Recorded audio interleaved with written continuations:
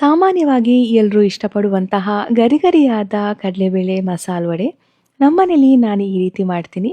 ಇದನ್ನು ಮಾಡೋಕ್ಕೆ first ನೆನೆಸಿರೋ ಕಡಲೆಬೇಳೆನ mixer ಜಾರ್ಗೆ ಹಾಕಿ ಇದಕ್ಕೇ ಒಂದು ಸ್ವಲ್ಪ ಶುಂಠಿ, ಚಕ್ಕೆ, ಲವಂಗನ ಹಾಕಿ ನೀರು ಹಾಕ್ದೇ ಈ ಥರ ತರಿಯಾಗಿ ರುಬ್ಬಿ ಇದಕ್ಕೆ ರುಚಿಗೆ ತಕ್ಕಷ್ಟು ಉಪ್ಪನ್ನು ಹಾಕಿ ಒಂದು ಮಿಕ್ಸಿಂಗ್ ಬೌಲ್ಗೆ ಹಾಕೋತಾ ಇದ್ದೀನಿ.